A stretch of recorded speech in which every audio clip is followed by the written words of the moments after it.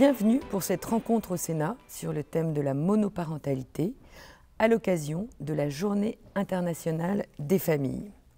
Je suis Isabelle Viellard, administratrice du Fonds Femmes et Avenir, et je suis heureuse d'accueillir Colombe Brossel. Tout d'abord, merci beaucoup de nous recevoir dans ce cadre magnifique.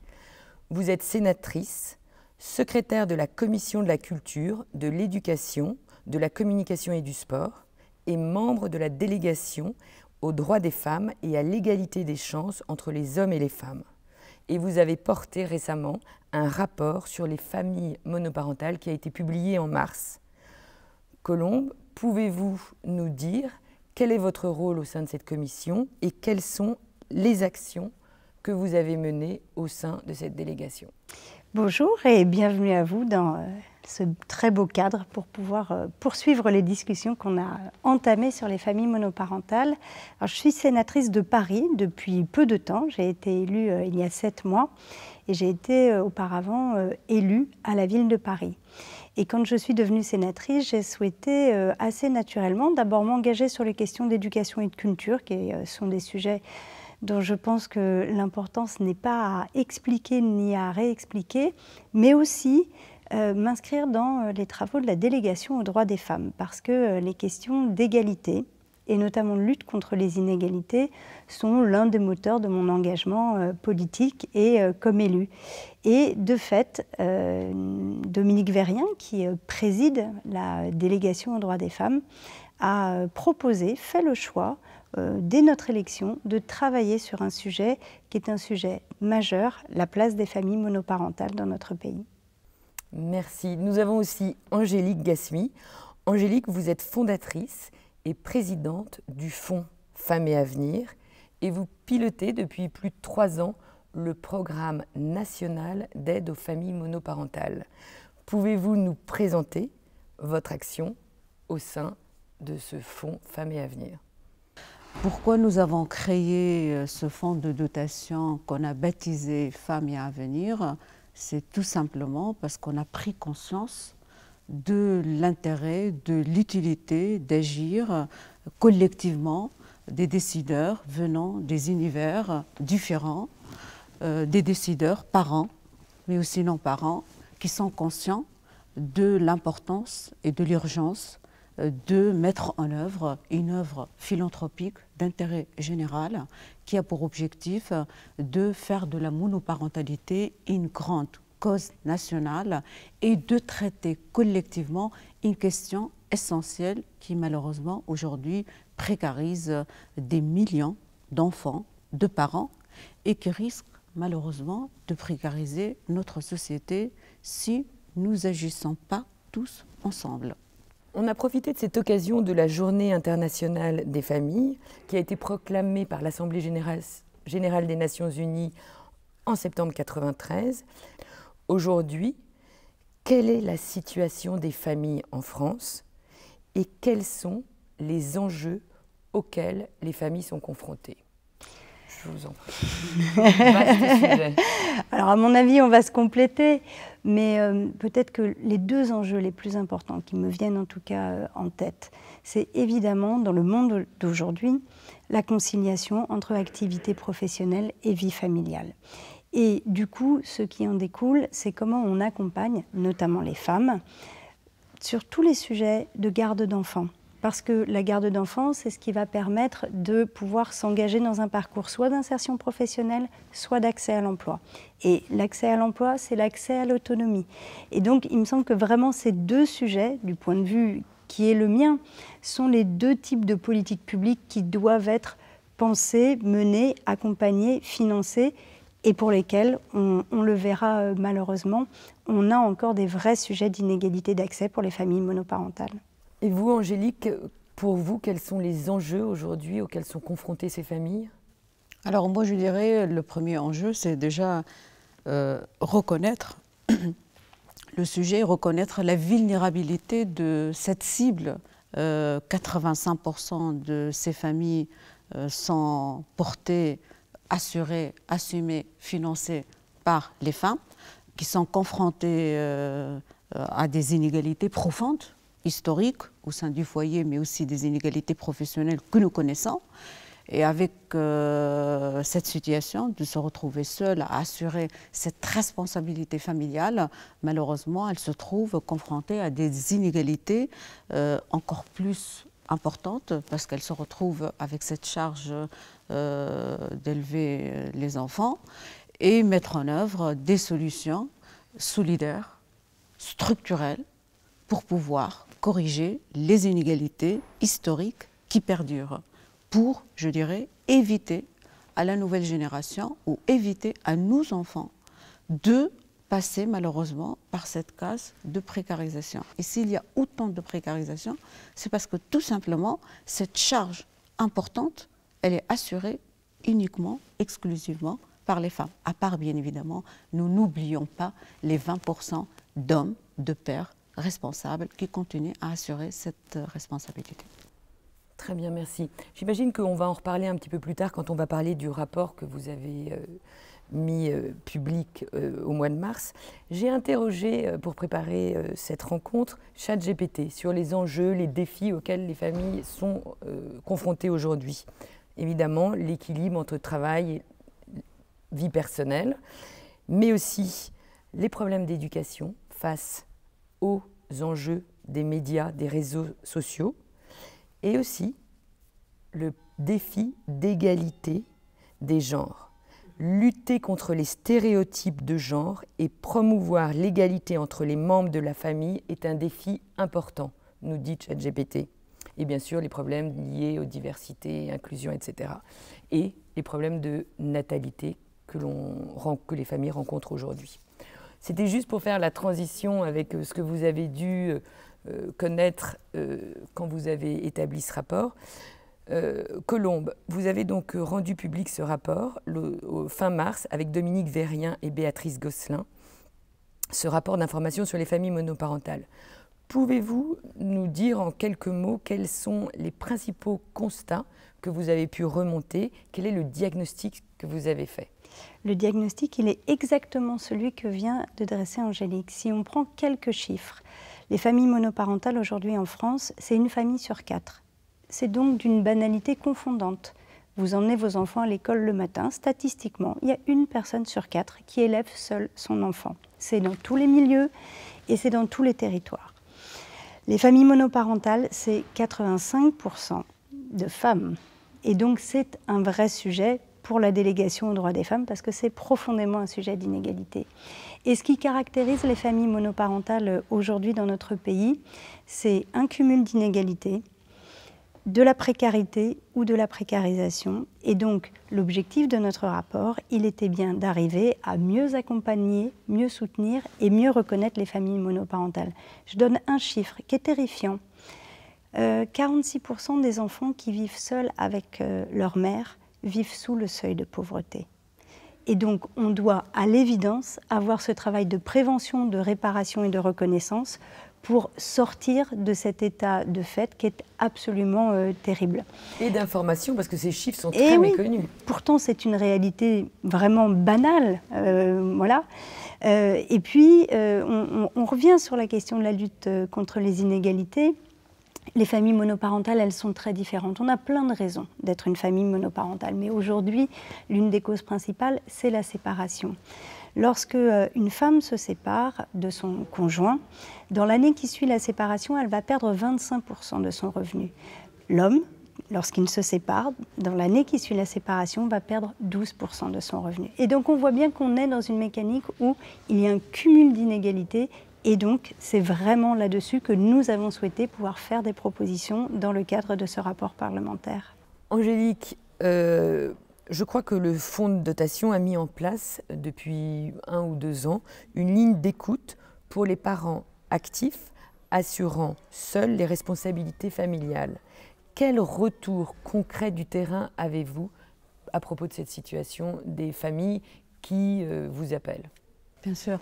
Lorsqu'on a partagé publiquement la création du fonds de dotation, sa stratégie d'agir, c'était une sorte de libération de parole auprès de ces personnes actives, notamment les cadres et les cadres dirigeants. Et en fait, qui se retrouvent dans notre communication.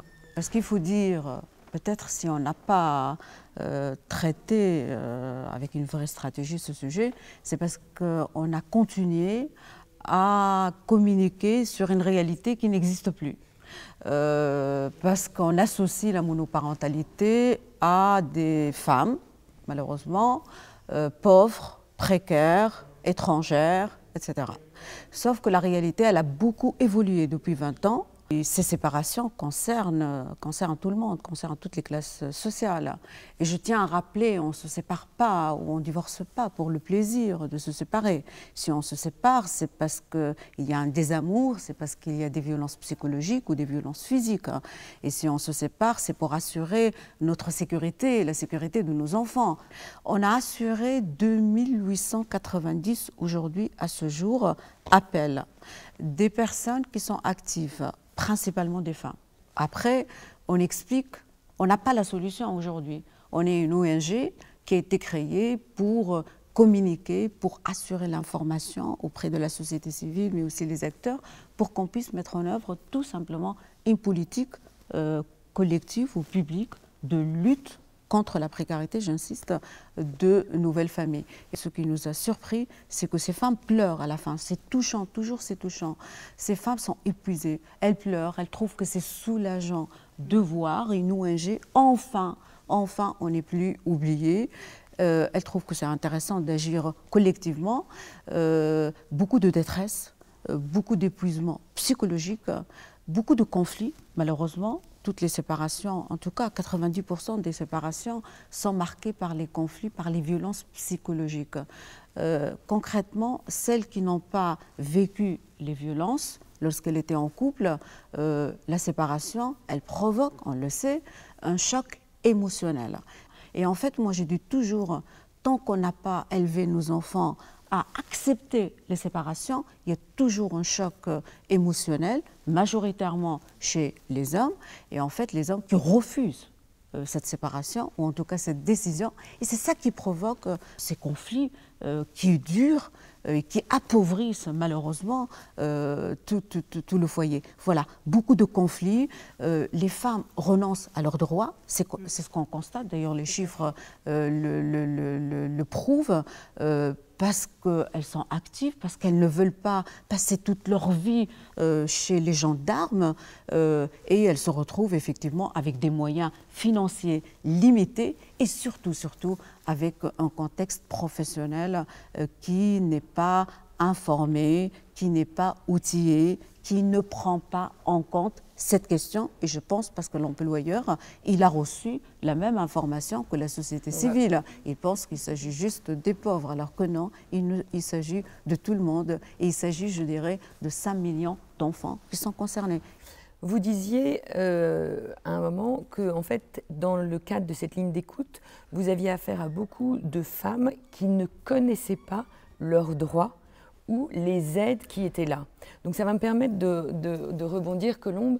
En fait, vous avez dans ce rapport fait une dizaine de recommandations, donc d'actions qui auront, j'espère, le mérite d'être visibles aux yeux de ces familles monoparentales. En fait, quelles sont pour vous les actions principales ou, à votre avis, les plus urgentes à mettre en place parmi ces 10 recommandations que vous avez écrites dans ce rapport? On a fait finalement 3 familles de recommandations. Celle qui vise à lutter contre les inégalités produites par le système social et fiscal dans notre pays.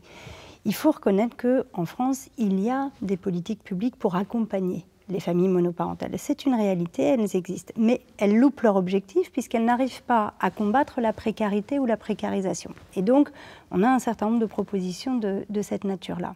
On a des propositions qui visent aussi à renforcer la solidarité, non pas des politiques publiques, mais du parent non gardien et dans plus de 80% des pères. Je vais prendre un exemple, c'est une des mesures sur lesquelles on a insisté. Il faut absolument retravailler sur le barème de ce qu'on appelle communément la pension alimentaire. Aujourd'hui, en moyenne dans notre pays, une pension alimentaire, c'est 190 € par mois. Quand on regarde, pardon l'expression est atroce, j'y mets des guillemets, ce que coûte d'élever un enfant, on est entre 200 et 900 € avec une moyenne de 750 €. Vous voyez bien qu'il y a comme un gap. Et donc, il faut absolument retravailler le barème des pensions alimentaires pour que le fait d'élever un enfant, de l'éduquer, de l'accompagner, soit pris en charge par l'ensemble des deux parents et notamment par le parent non gardien, le père dans 85% des cas. Si vous allez aujourd'hui sur Internet, parce que vous êtes en train de vous séparer, vous voulez savoir quel pourrait être le montant de la pension alimentaire que vous allez percevoir, on va vous demander 3 renseignements.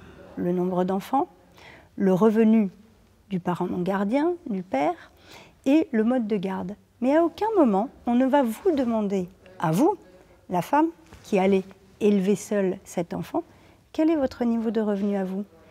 Publiquement, ça veut dire que ça n'existe pas. Et donc là-dessus, il faut retravailler le barème des pensions alimentaires. De la même façon, il faut se donner collectivement, et là l'impulsion doit venir de l'État, l'objectif de mettre fin à ce qui est un pur scandale dans ce pays. 25% des pensions alimentaires ne sont pas payées dans notre pays. 25%. C'est ahurissant. Et donc là-dessus, il y a des solutions. Alors il y a la solution qu'on garde en ligne de mire et qu'on a gardé en ligne de mire dans notre rapport pour continuer à mettre la pression, c'est le système qui existe au Québec avec un système de prélèvement à la source. 95% des pensions alimentaires sont payées au Québec. Hein. On est bien loin. 95%? Oui, ça marche. Alors, il se trouve qu'une agence d'intermédiation, la fameuse ARIPA, vient d'être mise en place depuis 1 an. Et donc, en responsabilité, on n'a pas voulu dans le rapport dire « mettons fin à quelque chose qui vient à peine d'être mis en œuvre, évaluons-le et voyons si ça fonctionne ». Mais il faut que l'État donne les moyens à la Caisse nationale d'allocation familiale d'arriver à mettre fin à ce scandale des pensions alimentaires non payées. Deuxième. Il me semble que par rapport à l'ARIPA, en fait, les pensions sont réclamées par la CAF aux parents non gardiens, mais qu'elles sont toujours pas payées. Donc en fait, ça ne solutionne pas. Et puis, l'ARIPA, cette agence d'intermédiation, qui est utile, hein, je redis, elle est utile, elle permet y compris de répondre à ce que décrivait très justement Angélique, et qu'on a beaucoup entendu sur la tension au moment de la séparation, avec un nombre incroyable de femmes qui ne font pas valoir leurs droits parce qu'elles veulent juste arrêter, passer à une autre étape. Mais c'est un droit, elles y ont droit. Mais l'ARIPA, elle a cette vertu. Par contre, l'ARIPA, elle vient de se mettre en place il y a 1 an, et donc elle concerne les nouvelles séparations. Mais on a rencontré et auditionné des femmes qui attendent depuis 5, 10, 15 ans le paiement d'une pension alimentaire qui leur est due, auquel elles ont droit. Donc là-dessus, il faut vraiment avancer. Et puis, 3e sujet, parce que ça rejoint ce que disait Angélique sur la question du statut, et c'est finalement la reconnaissance. Une famille sur 4 dans notre pays. Et donc, voilà, la reconnaissance des familles monoparentales. On a considéré au sein de la délégation aux droits des femmes qu'on n'avait pas le temps d'expertiser, notamment d'expertiser tous les enjeux financiers de la création d'un statut de famille monoparentale, mais on a souhaité avoir un premier pas en direction de cette reconnaissance qui permettrait de répondre à des considérations très concrètes qui nous ont été posées en proposant une carte famille monoparentale. Un peu sur la même idée que la carte famille nombreuse. Une carte qui vous permette de faire reconnaître une fois pour toutes, et pas autant de fois qu'il y a de guichets d'administration ou d'entreprise, une fois pour toutes, le fait que vous élevez seuls vos enfants. Parce que ça permettrait évidemment de pouvoir faire valoir un certain nombre de droits. Je pense à un accès prioritaire, à un mode de garde pour vos enfants, à une place en crèche, un accès prioritaire à un logement social. On a là aussi rencontré beaucoup de femmes qui, au moment d'une séparation, se retrouvaient très démunies en termes de logement. Mais ça permettrait, et pardon pour le clin d'œil, mais c'est vous qui nous en avez parlé la première et qui nous avez convaincus, à des entreprises qui souhaitent mettre en place des politiques RH spécifiques pour les familles monoparentales chez leurs salariés, de pouvoir le faire avec un cadre protecteur. On a l'exemple qui a été cité le plus souvent, c'est les jours enfants malades. Quand vous êtes 2, eh bien vous avez 2 fois 3 jours pour garder votre enfant lorsqu'il est malade. Quand vous êtes seul, vous avez 3 jours, mais votre enfant, il ne va pas diviser par 2 le nombre de jours où il va être malade. Et on a des acteurs économiques qui nous disent « moi, je voudrais pouvoir proposer aux femmes principalement, et en tout cas à toutes les familles monoparentales dans mes salariés, de pouvoir doubler le nombre de jours enfants malades. C'est normal. Et je pense que ce serait une bonne politique de RH, de gestion du climat social dans mon entreprise. Mais il me manque l'accès à l'information, la capacité à avoir un statut qui me permette de faire passer ça dans ma politique de RSE. Et donc cette carte famille monoparentale, elle nous paraissait être utile pour pouvoir répondre à toute cette palette de préoccupations qui sont les sujets de vie quotidienne que vivent les familles monoparentales. Merci. C'est d'ailleurs, et je vais vous passer la parole, Angélique, en fait, le Fonds de dotation Femmes et Avenir agit, un de ses axes prioritaires est l'action au sein des entreprises. Et donc, qu'est-ce que vous mettez en place au sein de ces entreprises en faveur de la monoparentalité? En fait, pour traiter cette question de monoparentalité ou cette absence de coparentalité, tout simplement responsable et positive, il faut agir collectivement. Il s'agit d'une responsabilité collective et nationale. Il faut agir avec tous les acteurs, tous les décideurs éclairés. Le monde politique, le monde économique, mais aussi le citoyen éclairé. Le monde politique, il a sa responsabilité, l'État a sa responsabilité. Elle doit reconnaître la vulnérabilité de cette cible. L'État doit veiller au respect de ses droits par la création d'un statut. Ce statut, il est très important. Il va les protéger. Ce statut, il a un coût. Mais on parle de l'avenir de notre société. On parle de 8 millions de citoyens. Et on parle aussi de cette nouvelle génération qui va, de toute façon, ce modèle monoparental, il va s'imposer. Personne ne l'arrêtera. Personne n'arrêtera ces séparations. Il faut accepter cette réalité. Il faut agir pour que nos enfants, lorsqu'ils sont confrontés à une séparation, ils gèrent différemment cette séparation déjà pour éviter les conflits et les violences et qu'il assure cette co-responsabilité responsable et positive.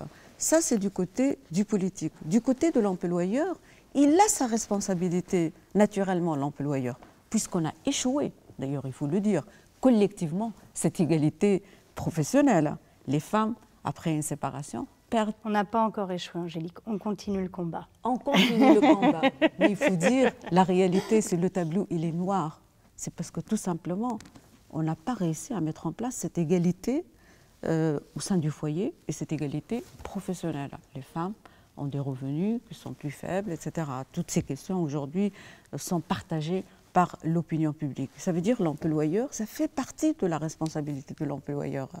Et l'employeur, il a aussi l'obligation de lutter aussi contre la pauvreté, contre l'exclusion sociale.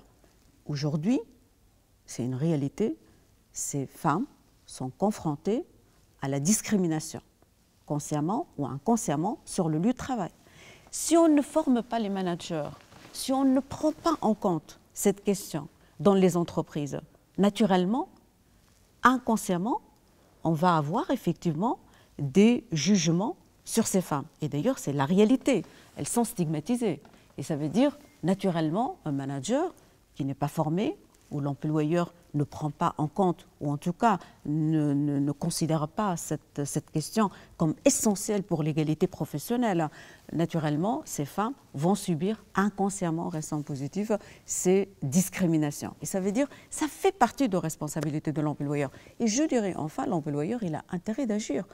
Je dirais même, au niveau de la loi, on n'a pas le droit de ne pas garantir cet équilibre, vie privée et vie professionnelle. La loi interdit, même si elle n'est pas inscrite, ce statut de monoparentalité dans le Code de travail, mais si je me réfère à la Charte sociale européenne, à l'article 27 de la Charte sociale européenne dont la France elle est signataire, on interdit d'imposer un conflit entre la responsabilité familiale et la responsabilité professionnelle. Mais on n'est pas informé. D'où l'importance, en tout cas, ça vient du politique. Le législateur, il a sa part de responsabilité. Aujourd'hui, il est tenu à respecter cet article 27. Et comme ça concerne la majorité, aujourd'hui, on n'est plus face à un phénomène minoritaire. On est face à un phénomène qui touche toutes les femmes qui sont diplômées. On a demandé à ces femmes d'aller dans les universités, d'apprendre. Le jour où elles se séparent, on va renvoyer ces femmes vers leur rôle initial, leur rôle de mère. Et c'est impossible, je dirais, sans prise de conscience, sans ce statut, c'est impossible pour une femme d'assurer la responsabilité professionnelle. On est face à des femmes qui occupent aussi des postes à responsabilité. Et dit poste à responsabilité, dit aussi, c'est du temps complet. Et on ne peut pas demander aux femmes aussi d'assurer cette responsabilité familiale ou d'assurer la sécurité tout court des enfants, des citoyens de demain. Oui, il y a une responsabilité partagée, oui, il y a une responsabilité solidaire. Et sans l'engagement collectif de ces décideurs, c'est leur responsabilité, de ces décideurs politiques, de ces décideurs économiques, mais aussi, je dirais, le citoyen éclairé, comme moi, comme vous. Cette reconnaissance, pardon, je complète d'un point, elle est fondamentale, la reconnaissance des familles monoparentales. D'abord parce que, il faut le redire, c'est une famille sur 4. Donc c'est une réalité dans notre pays. Mais on a été très frappés, on a auditionné à peu près 30 structures, associations, chercheurs, fédérations, entreprises. Le mot qui est le plus revenu, et on en était nous-mêmes extrêmement surprises avec Béatrice Gosselin et Dominique Vérien, c'est le mot stigmatisation. On se disait mais c'est pas possible, on est en 2024, on parle d'une famille sur 4. C'est le mot qui est le plus revenu, stigmatisation et isolement. Et donc reconnaître, c'est aussi lutter contre ces stigmatisations. Merci, vous avez tout à fait raison. Et dans les entreprises, je crois que c'est ce que vous mettez en place quand vous proposez aux dirigeants de mettre en place cette charte de la monoparentalité qui a pour objectif de sensibiliser les employeurs et les cadres à la prise en compte de la monoparentalité chez leurs salariés, c'est ça? Alors, le fonds de dotation, il a été créé, il faut dire, par une femme qui vient du monde parapublic, mais pour un intérêt économique. Ça veut dire, ce fonds de dotation, il a été conçu avec cette logique.